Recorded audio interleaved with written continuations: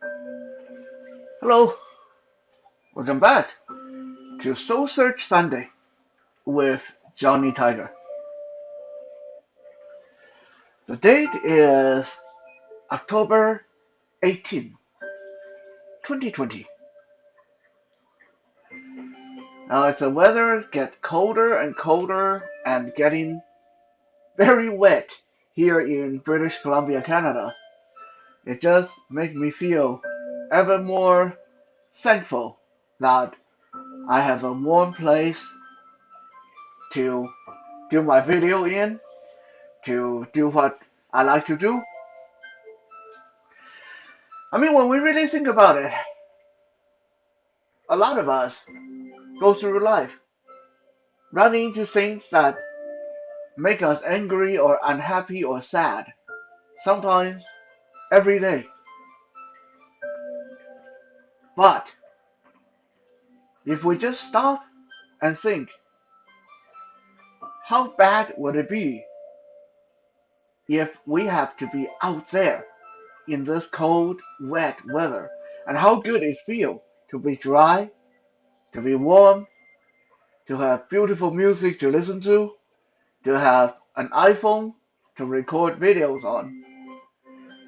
Life is really full of trials and errors and despairs, but also filled with tiny little miracles and wonders and joy.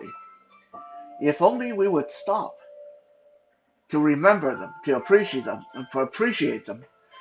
If only I can talk, and to be thankful about these things. Would it make the bad things go away? Would it make the coronavirus go away? No. But if you think about the good things enough, it will help you feel a lot better about the bad things. Obviously, it's not going to make you 100% happy. No one, well, other than people who are using substances and stuff like that, can be maybe 100% happy 100% of the time. And honestly, we don't really want that. Because emotions is like weather. Without the occasional rainy, cold weather, we would not appreciate the sun. We would not appreciate the warm summer sun.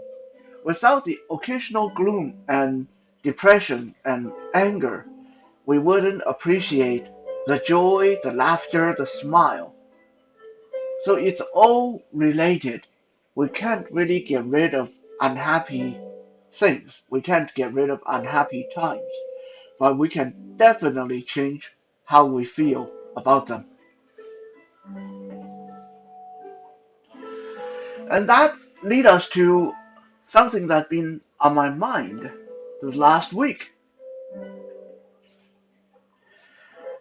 It came from an article I saw. That I didn't really read it, but I saw the title of the article and said, How to Change Your Partner. Just reading that title kind of made me remember way back in college when I was a new student in psychology. I remember this professor once said,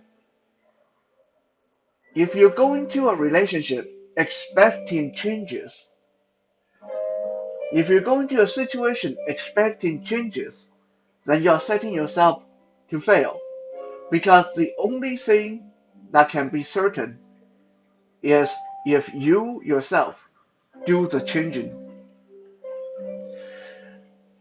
Now, I quoted that many, many times, but it's one of those things that on the surface it seems simple, but it took me a lot of years to actually understand how true that was. And by you doing the changing, it's not about you actively forcing the change to happen, but you changing yourself. You changing not your behavior, but your reaction. And that is the key. I will give you three examples of how this is so true in my own life.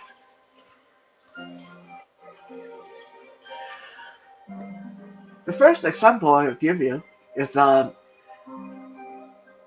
my friend Lenny and my friend John. Both of them passed away now. Both of them were elderly senior citizens when we became friends. John was 72 years old when I met him, and Lenny was about 80 years old when I met him. And even despite the massive difference in our age, we were able to become friends.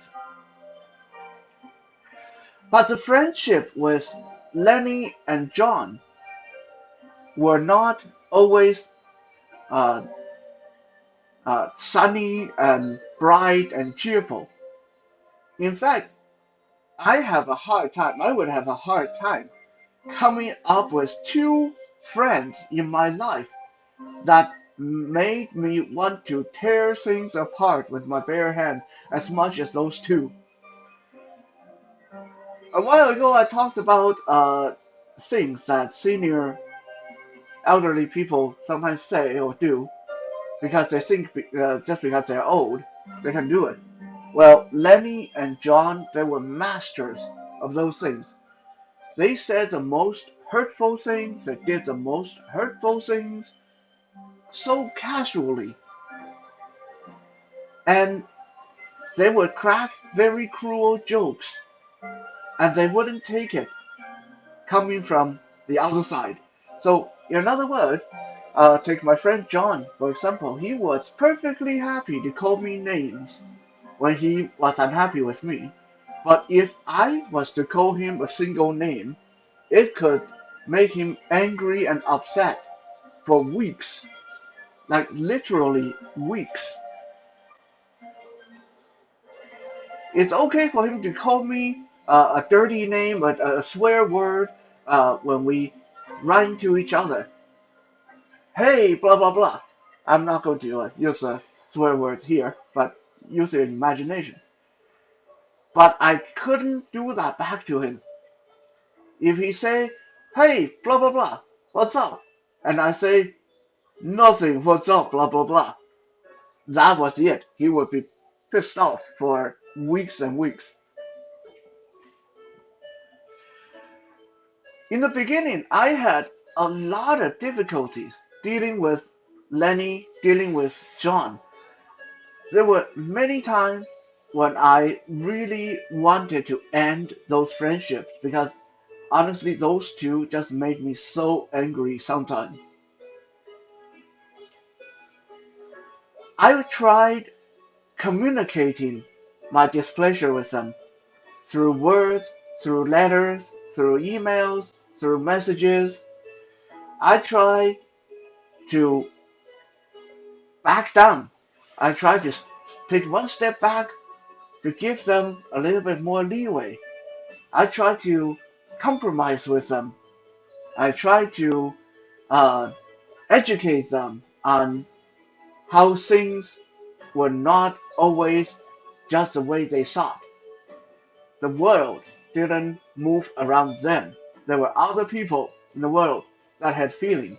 I tried until I was blue in the face. Nothing worked. When I tried to communicate how unhappy they made me because of what they said or what they did, they apologized, and then 2 days later they would do the same thing all over again. This finally changed. One day, when I was having a conversation with my mom said, "I noticed that you're angry with John. What is the matter?" And I told her what happened. He said something that was very uncalled for and it was ridiculous, and he wouldn't take the same thing if I said it back to him. And I tried to explain to him why that was hurtful, and he didn't take me seriously, yada yada yada. And I told her how hard I've been trying to change or have them change their ways so we could still be friends. And my mom said to me, she said, how can someone so bright as yourself be so dim at times? They are not going to change for you. They lived in this world 80 years, 70 years without you. They are like your grandfathers. You are their son, their daughters. They're old enough to be your dad, your mom. When you are friends with someone like that, you can't have the same expectation towards them as you do your other friends. You need to think of them less as friends and more as elderly grandfathers who have their issues. And that woke me up. She was right.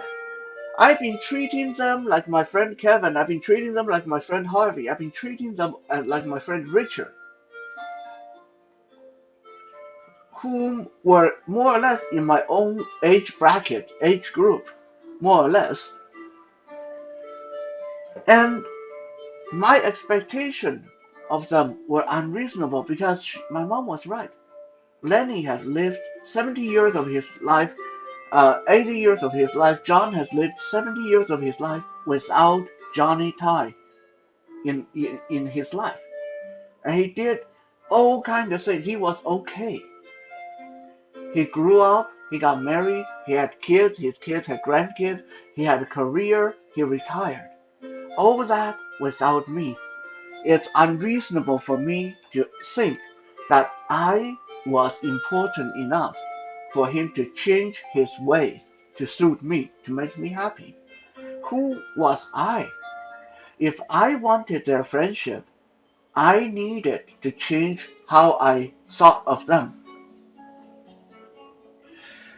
From that day on, I started, whenever I interacted with them, I asked myself, this is this is not Harvey, this is not Kevin, this is my grandfather. How do I talk? How would I talk to my grandfather? What would I expect from my grandfather? What would I do for my grandfather? And the friendship, both friendships, went so much smoother after that. That we still have our occasional spats because you're still going to, even if your true grandfather, you're still going to run into issues occasionally. But at the very least, now these were issues that I could quickly shrug off and move on because I just keep reminding myself they are old. I am young. They lived their entire life without me, and I can learn so much from them because they are grandfathers. So what if they said something that's mean? So what if they did something that was ridiculous? That's okay. That's okay. I was thankful that they were still in my life. I knew that they were going to pass away before me, most likely, although my friend John would always say that it's quite possible that I would get killed before him. Like I said, both of them are gone now. But after changing my expectation, how I viewed them, less as friends but more as elderly grandfathers, things went so much better.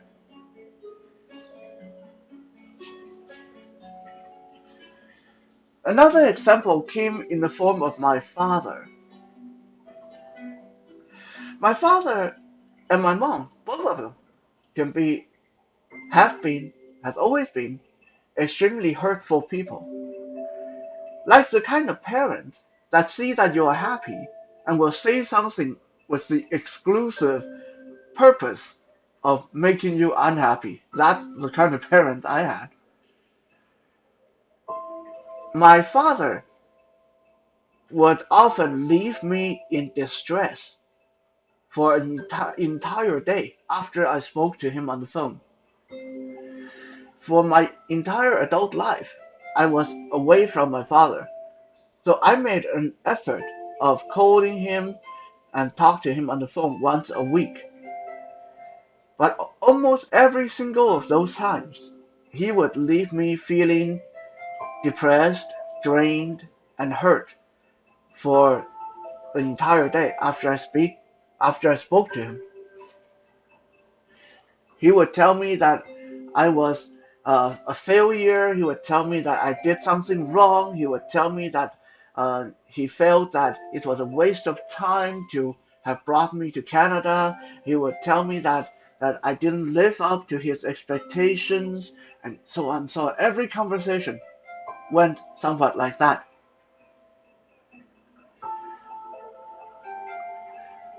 One day, I talked to my big sister, Annie, who is the oldest of my siblings. And Annie told me, she said, do you realize that our father quite possibly have had mental issues his entire life? Just look at the way he acts. Just look at how impulsive, how angry he gets. Just look at how ridiculous some of his actions are. Are you really going to let the word of a madman bother you that much? If you really want to get out of being hurt by him, you need to change the way you see him because he will never change for you. You either have to stop talking to him, which will make you feel guilty if one day you realize that he's passed away without you knowing, or you have to just think of him as someone who's losing their mind. Every time he says something that's bad, that's hurtful, repeat to yourself, it's okay. It's a mad person talking. It's a crazy guy talking. It's crazy talk. It's nonsense. He's a lunatic. It's ridiculous. Just keep thinking of that in your head and make you feel a lot better.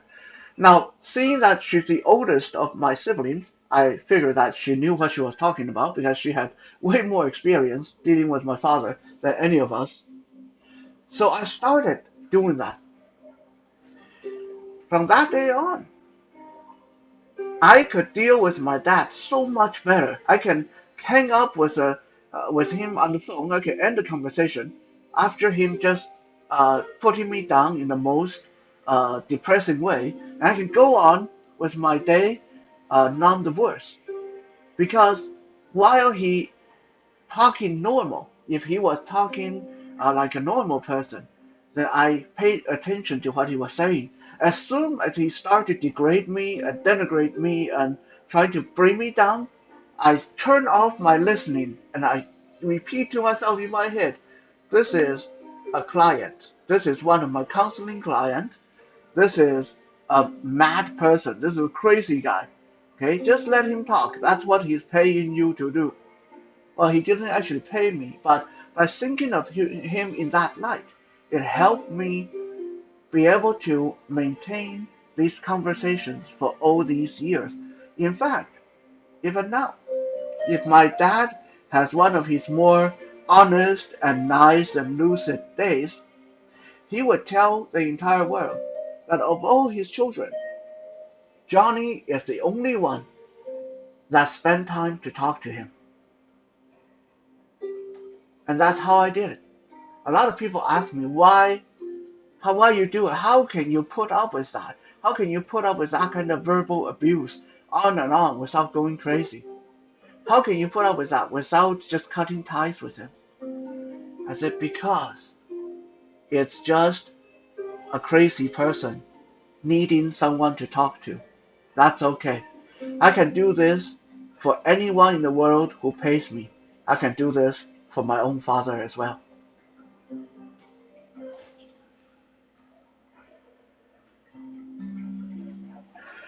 Another example of changing rather than expecting change to happen was in my previous relationship. In the beginning of my previous relationship, me and my ex-girlfriend, we had a lot of argument, and most of them centered around one thing. You see, we had the kind of relationship that we lived apart from each other and we would get together every weekend. And every weekend that came around, I would plan to what we're going to all the things, fun things we're going to do this weekend. I would cook some nice food. I would clean up the house. I would uh, uh, try to make everything presentable, and I would cancel all my plans to wait for her to come to me, or wait for her to tell me that I could go to visit her every weekend. That's what I went through. But my ex-girlfriend was the kind of person that was very spontaneous. In another word, she could tell me on Friday that yes, she's going to come visit me on Saturday, and we are going to do this and go watch this and go listen to that. And on Saturday morning, she would call me and say, "Hey, something came up. My mom wants to go shopping, so I'm not going to come this weekend." Uh, she would do that many times, and honestly, back then when she did these things, it just made me so disappointed and so angry every single time. A lot of our most fierce argument came from this kind of happenstances.